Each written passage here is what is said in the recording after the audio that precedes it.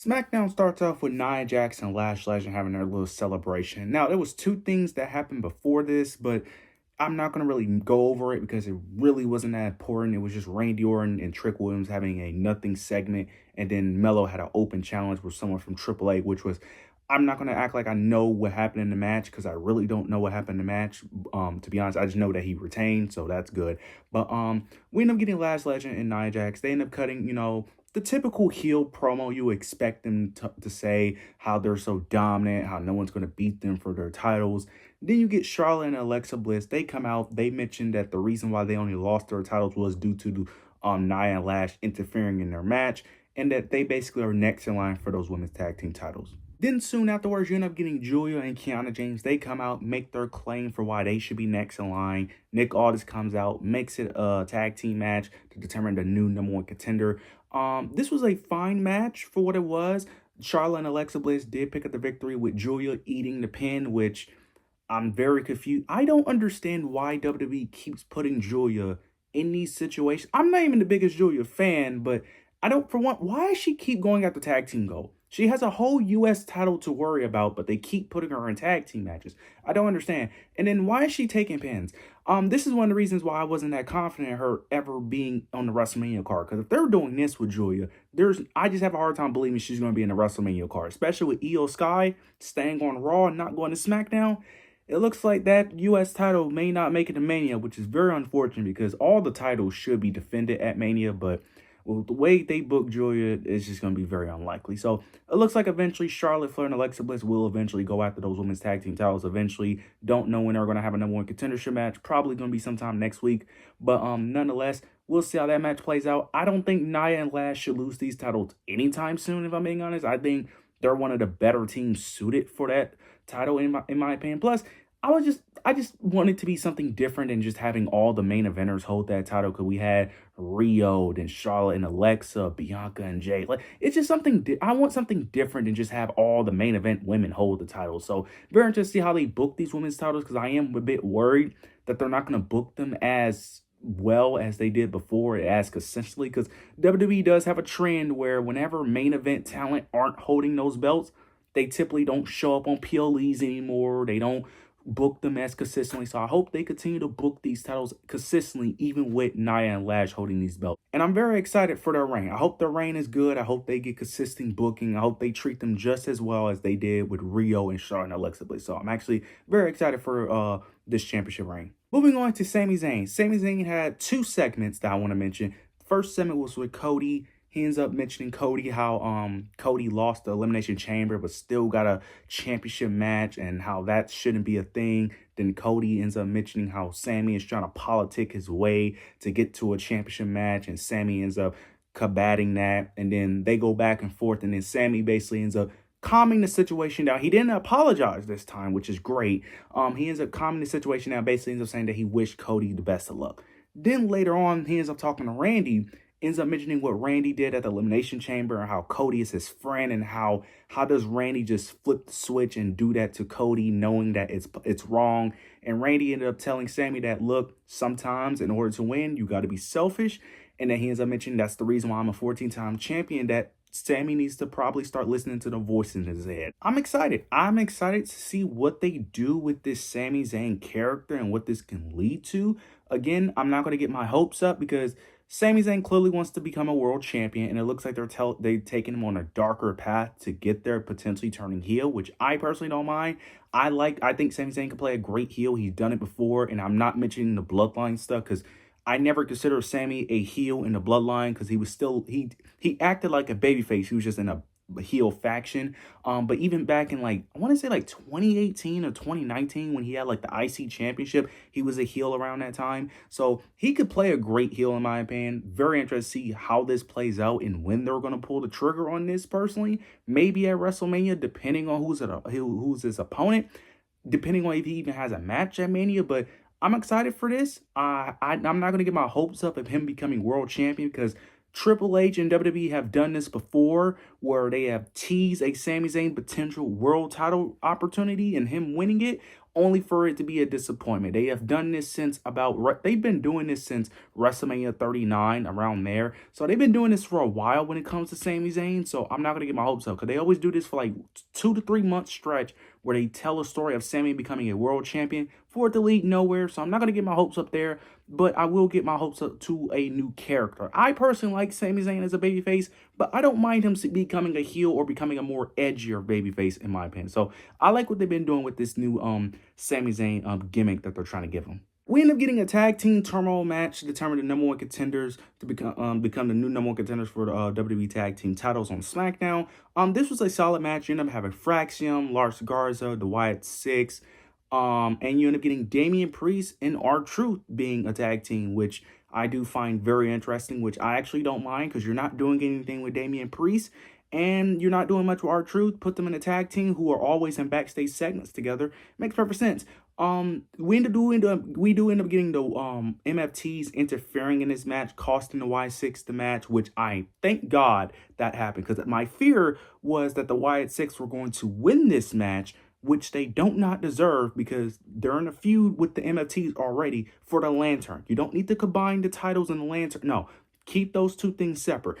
Damian Priest and R-Truth do pick up the victory here, which I don't mind. Now, you could say that's a bit disrespectful to the other tag teams that don't get used, because Fraxium, Motor City, Lars Garza are always in catering, always in the background doing nothing. So I do find it a bit disrespectful, but I don't hate the idea. Who knows? Damian Priest and R-Truth can be a little fun tag team. Who knows? They may actually win the title. So I don't mind it personally. We'll see where this goes eventually with these two being a tag team. I like the pairing of Damian Priest and R-Truth. R-Truth constantly breaking Damian Priest, constantly making him break character. So I'm interested to see where this goes. We end up getting the winner of the Elimination Chamber, Rhea Ripley. She ends up, we finally end up getting Jade Cargill and Rhea Ripley having their promo segment. And this segment is getting a lot of hate. And personally, I get some of the hate, but I do think it's a bit overblown. This segment, for me personally, I liked it. I don't think it was a great segment, but it wasn't a bad one either. It was a decent, solid segment. It was a solid starting ground. Now, I do understand why some people don't like it, because they started off by complimenting each other, talking about their bodies, about their shoulders, their legs, and all this. And Jade basically ends up saying that she's impressed by Rhea's figure and impressed by what Rhea's accomplished, but that doesn't matter because she's just better than her in every way. Then Rhea ends up mentioning Jade's figure, her body and stuff, ends up mentioning that Jade is just there for aesthetics while Rhea has the body, but she also has the talent, and that she's actually a fighter, unlike Jade. I get what they was going with this. I do think it started off weird, basically. Rhea Ripley basically just called Jade Cargill basically a look merchant, where her looks is basically carrying her, which she isn't entirely wrong, because that is a huge reason why WWE is pushing Jade Cargill. Because even though I'm higher on Jade than most people, I will admit that her looks is the main reason why she is the champion right now. Not saying other reasons are not, because I do think she is talented, but she is lacking in certain areas. Even I can admit that. But I do also think WWE's booking is also part of the problem as well. This segment wasn't bad. I do think it's a bit overhated, a bit overblown, but I do understand some of the criticisms. But this segment was not bad. It was a decent segment. It was a fine, all right segment. I don't know what you fans were expecting from a Rhea Ripley and Jade Cargill segment, but I do think the story needs to be a bit better, because we cannot have this story be basically about whose body is better and who's stronger. Like, we need something a little bit more than that. But nonetheless, I enjoyed this segment, but I think it's a bit overblown, but I do understand the criticisms here. We do end up getting a Johnny Gargano segment. He finally gets up. He finally gets the confidence to want to have a match. He calls out anyone who wants to have a match with him, and of course ends up being Oba Femi, which led to a squash match. So I knew where this was leading to. I knew this whole Johnny Gargano being depressed gimmick wasn't going to lead to anything. I knew this was eventually what it was going to lead to, which is very unfortunate, because Johnny Gargano is very talented. He could be an amazing mid-card heel, but they reduced him to this for whatever reason. Look, I understand that Tommaso left. You're not a tag team anymore, but this is really the best you can do, especially when you're already not utilizing your talent already. Like, Melo needs guys to face. He needs story. He has no story right now. All he's doing is open challenge. You could easily have him have a feud with Johnny Gargano, like right there. But now I think they already had a match, but still, you could do a multi-man thing. You could have multiple people for the US title in a feud. But it is what it is. I don't know when his contract. I typically don't like the whole this person should go to this company. I typically hate those talks, but Tommaso Ciampa is right there.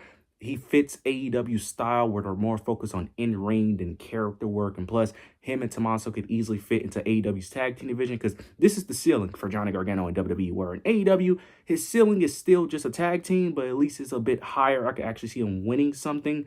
Where in WWE, this is the highest he's going to be, which is unfortunate for as talented as he is, but it is what it is. I knew this was going to go nowhere. We finally get the main event, Drew McIntyre versus Cody Rhodes for the WWE Undisputed Championship. This match played out exactly how I thought it was going to play out. Jacob Fatu does interfere in the match, cost Drew McIntyre in the match. This allowed Cody Rhodes to take advantage and pick up the victory. So Cody Rhodes is your new Undisputed Champion. This is his third time winning the championship in like 3 years. So we're getting the Cody and Randy Orton match finally after all these years, which I did expect.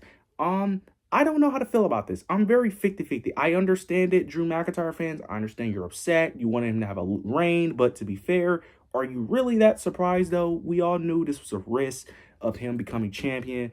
I love Drew McIntyre. I do, but to be fair, his reign wasn't really that impressive. Now, to be fair, that was part of booking, but this is part of the reason why they probably should have just had Drew McIntyre win at WrestlePalooza or Saturday Night's Main Event or that random Smackdown that Cody Rhodes disqualified himself. Maybe you could have had him won one of those 3 matches instead of waiting so that way Drew McIntyre would have a longer reign. Because we could have had 4 to 5 months of Drew. That way Drew doesn't feel like a transitional champion if he would have just won at one of the earlier shows. But no, you just to wait, have him be a loser, and then have him randomly win in the 3 stages of hell, and then have him hold the title for a month and a half. So, or 2 months, really. But, like, this wouldn't be a problem if you would have just had him win earlier, but for whatever reason, they decided to wait. I don't understand. Now, we know the reason why they did this. They did this mainly to sell tickets, because those WrestleMania 42 tickets aren't selling, and they need the biggest match. So, Randy Orton and Cody is the biggest match. Now, I'm invested in the Randy and Cody story when they decide to tell that story next week. So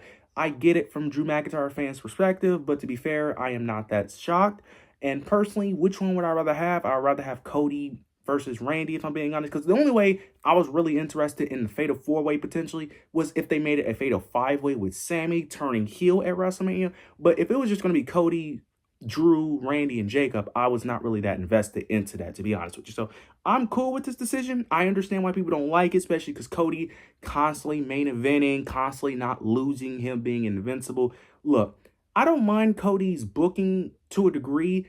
I am annoyed with it to a degree, but that's mainly due to WWE's booking of him having bad feuds. Cody is great. When you give him good material and have him feud with someone great, he produces. For example, the AJ Styles feud, the Kevin Owens stuff. When you give him stuff, he's great. Part of the problem with Cody is that he would do good stuff, but WWE also does lazy booking with him. Like, let's say, like right now, Cody is champion. Let's say he holds it for a year. He would have like a 3 to 2 month stretch where he's producing great stuff, but then WWE would just mess it up by putting him in dumb feuds like they did with Solo at, I think in 2024, where he feuded with Solo for like 7 months. Then they did the whole Drew McIntyre thing. For the same thing with Drew McIntyre, having him feud with Drew McIntyre for like 6 months, never ending. Like, he'll have great feuds, but then he'll have this lull period, this bad period where it's just going on and on, where it's just dragging and dragging. Like, Cody Rhodes is great, but he has stretches where his booking is just bad. So it's really not his fault. I don't mind seeing the same people in the main event. I do want them to push new talent. I think you can have a mixture of both, of having the old guys and the new guys in the main event. But if you're going to have the same person in the main event, you have to find a better way to book him better if you're going to keep putting him in the main event. That's my only thing. I don't mind when Roman's in the main event, because when Roman's in the main event, he delivers for the most part. Plus, he is a part-timer, so you don't get annoyed with him as much. But he delivers for the most part when he's in there. Where Cody, he delivers, but then WWE does bad booking with him, which makes you very annoyed with him for a certain stretch. So if you're going to keep putting Cody in the main event, I don't mind, but you got to do a better job of booking him consistently and putting him in consistently good feuds. Overall show, it was a very mid show, if I'm being honest. This was a show you didn't really need to watch, if I'm being honest. Even the main event, you could just catch the highlights, if I'm being honest. There was really nothing really noteworthy on this show. You guys let me know your overall thoughts, opinions down below in the comment section. Make sure you like, comment, subscribe, hit the notification bell so you don't miss any of my content. But yeah, that's it.